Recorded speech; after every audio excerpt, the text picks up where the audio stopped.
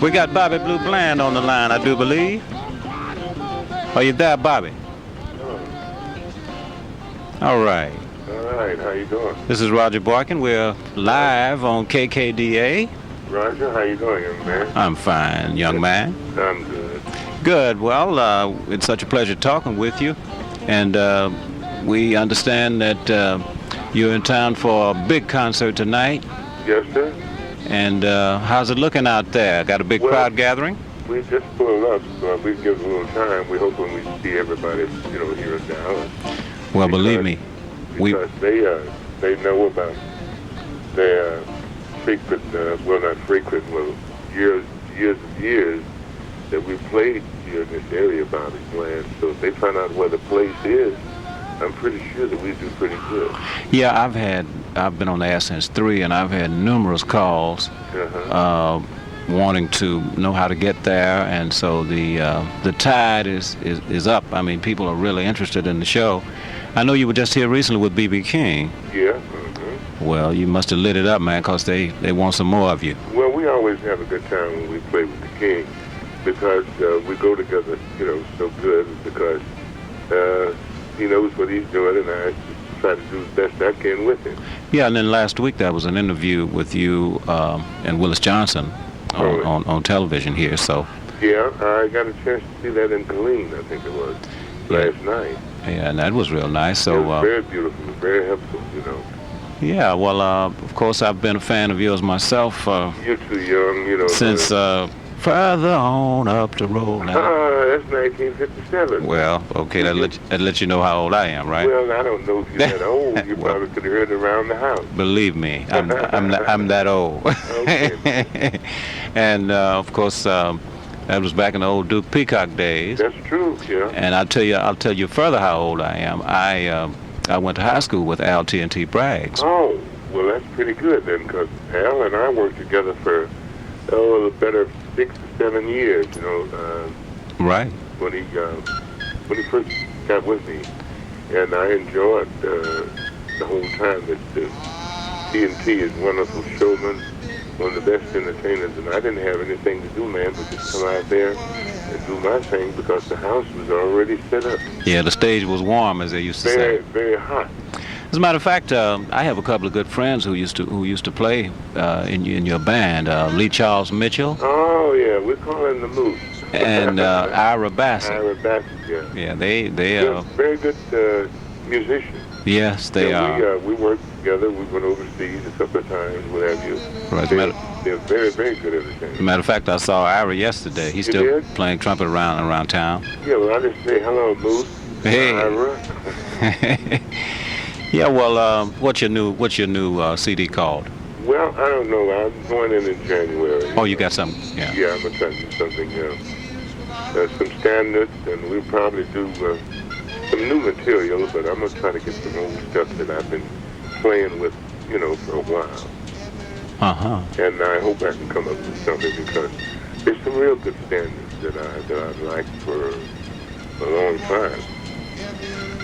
Well, you are one of the most influential blues singers in the world. Well, thank you. And your voice is unmistakable. I think the mark of genius is to come up with a sound that whenever someone hears it, they know instantly who it is. And of course, the Bobby Blue Bland sound is that type of sound. You've influenced, man, thousands and thousands of singers over the years. Well, the same thing happened to me when I was coming up. I had a lot of people to listen to that was very good. Joe Turner, Weatherspoon, B.B. King, Roy Brown, Amos Milburn, people of... Percy Mayfield is one of the people that had some good stories that he would tell. He wrote for Ray Charles. I had a variety to listen to and get the best out of all of them, and then try to, as B.B. told me, try to get a style of my own. I think it was 1957. And you did it. What about Charles Brown? Were you? Well, Charles always been an influence to me because I like all his material. Yeah. In fact, I did, several things of his. And it's a lot of them that I listened to that I didn't get a chance to name, but which I can't think of right now. Right. But Louis Fulton is another, because those people had, and then during that time had good lyrics, good stories to tell, you know. Right. And I would say that they're pretty good now, but not like it was in the 50s, 60s, 70s. Yeah, things have changed. Oh yeah, quite a bit. Everything has changed. Your band is famous for the outstanding arrangements, a lot real brassy and just. Yeah, my arranger died in 1979, Joe Scott. Yeah. And he made it possible for me to keep working actually if you don't have a hit record, because all the stuff I did was ahead of time, you know, and he was a different kind of writer from anybody that I know of, and I thank God for him, and wish there was some way that he could be with me, you know. But we try to keep, you know, tradition going on. Right. Let me remind everyone you're listening to KKDA, Grand Prairie, Dallas, Fort Worth, and we're talking with the great Bobby Blue Bland, who's in concert tonight at the International Ballroom, 10011 Denton Drive. Telephone number 353-0383, Denton Drive. Harry Hines and Northwest Highway come together right out there at the old circle. Yeah. And the concert starts at what time, Bobby? I'm trying to sit back here and talk to the boss man, and what time do we start, Bob? We start off about 8 o'clock. Okay, now that's gonna. I understand Lattimore is gonna be one of the opening acts. I think so. Ernie Johnson too. Yeah, Ernie Johnson, yes. Yeah. So you know, Lattimore leads you lay another log on the fire. Yeah. Yeah. What? I enjoy working with him. Yeah. Whatever happened? Speaking of your band, whatever happened to Wayne Bennett? Wayne passed. Oh, he did? Yeah, it's been about a year ago. Uh-huh. He was down in New Orleans at the time, and Wayne, when he left, he was pretty sick when he decided that he was going to go in and, you know, just play local. And he passed on about a year ago. Yeah, well, one of the best guitar players in the world. Without a doubt. Another very influential musician. Yes, sir. Yeah, well, you know, I know a lot about these guys. Yeah, because I tell you what, Wayne, actually, I don't know, he's just one of those God-sent people that kind of knew what I was going to do before I did it. Yeah. And that's the kind of unit that Joe Scott presented. And it wasn't any favoritism for anyone if he didn't do his job. And I must say that during that time, the musicians was more concerned about music than the ones that are now. Not that they are bad, but we slept and ate music when I started out. Yeah, well, the good old days or the bad old days, whichever way you want. Whatever, that's right. You know? Yeah. Yeah. Well, you know, we're certainly happy to have you back in town. You are quite an ambassador for the blues. I think there's a resurgence of interest in the blues, and I've been encouraged to see that black people are interested in it again. There was a period. I hope so, because there's been a slack of, I know it, yeah. Trying to relate to it, or they pretend that they don't know anything about it, because it's so many things that's happening out here, and a lot of people try to keep up with the Joneses, but you should follow your own heart or your own feelings. And I don't think blues is so bad, because everybody has the blues now. And you know, you've certainly proven this with your recordings. I tell people all the time, this form of music that we call the blues is not just down and sad and about unhappy things. It can be happy. I mean, be happy and funny and funny. There's a lot of humor in the blues. You know, and you've recorded some humorous blues things, some happy blues things, and some not so happy, broken heart or whatever. But I try to tell people all the time that it's an all-encompassing type of music. Yeah, because see, the things that I was saying, have been singing about for years, is some of the things that I've lived. Right. And so naturally, I feel there are other people out there that had the same problems. And I guess that's the reason why I thank God that I'm still out here. Yeah, and you know, blues is just a mirror of life. Some days chicken, some days feathers. You know. Hey. All right. Yeah. Well, hey, Bob, we're not gonna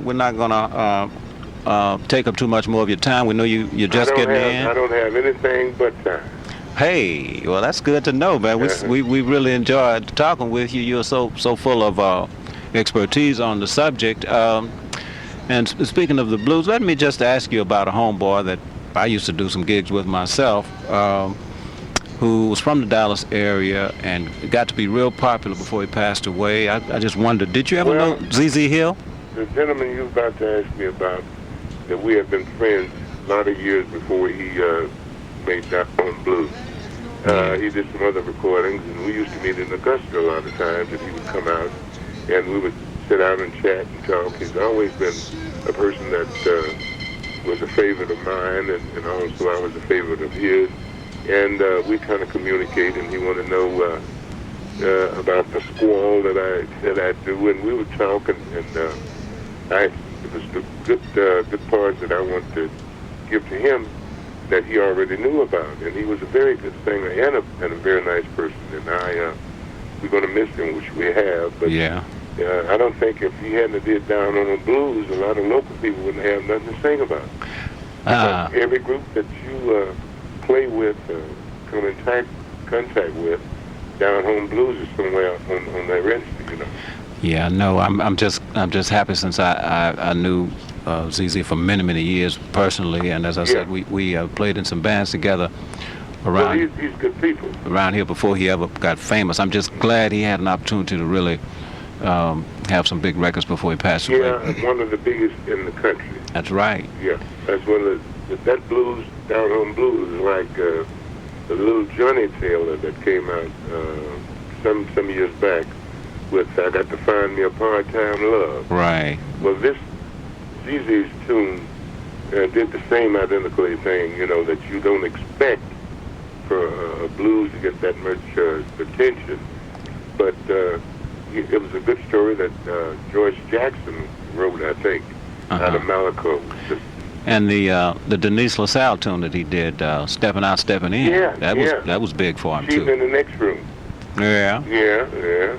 So I hear a little of his stuff sometimes when I'm up there kind of messing around with the audience, and I get good response from it. And it's something, kind of songs to sing along if you want to join in or what have you. He did some good stuff. Yeah. Well, you know, you've had numerous hits, and some of which have not been in the strictest sense blues tunes. You are sort of a blues ballad singer too. The reason for that particular change is I listen to another variety like Nat King Cole or Billy Eckstine or Arthur Prysock and some of the things that Tony Bennett would do, and I like their delivery, you know, and the diction from Nat King Cole, and I kind of worked on that, and I like the softer stuff, but during that time you had to be really on top of it and show your heart what you was trying to say, and it was real hard singing. Yeah. But I loved to soften up, and it started with Two Steps from the Blues. Well, are you a native Texan? No, I'm from Tennessee, Memphis. But I've been in the area ever since 1955. I stayed in Houston for a little better than 7 years. And then we started coming through Dallas and meet up with LT&T Braggs, which had a real good group, and Leo Lamont, and those kind of people that kind of enjoyed the kind of stuff that I was doing. Back in those days, wasn't there some association between you and Little Junior Parker? Yeah, well, I worked here 8 years for Little Junior. Yeah. Yeah. Same label. Yeah, he was the first one that took me out on the road. Oh, yeah, I thought there was a tie there. Yeah. Well, you've certainly had an illustrious career. You've done yourself proud, and we wish you nothing but continued success. Well, thank you very much. And starting with tonight. Thank you. We hope you have a big house out there. We know you're going to put on a good show. Well, we're going to try. You always do. And if LT&T Bragg's in town, come on out, buddy. Like, you know, it's always good to see you. Yeah, well, he listens to my show sometimes. I listen to his. He's on it. He's on here. Where's Cousin Lenny? He'll probably be at the concert tonight. Sure, Cousin Lenny, we can't come to Dallas and he doesn't come out and see his boy. Well, I certainly hope that he shows. You get a chance to come out also if you not doing anything. Okay, well, if I can, I will. But meanwhile, I want you to have a great show, and it's been a pleasure. It's been a pleasure talking with you. I've admired you for 40 years. Thank you very much. Almost, not quite 40, but But I want to say to Dallas, don't meet me here, beat me here, okay? that's a good one. I'll be waiting for you. All right. Okay. Thank you very much. Sure thing. Bobby Blue Bland.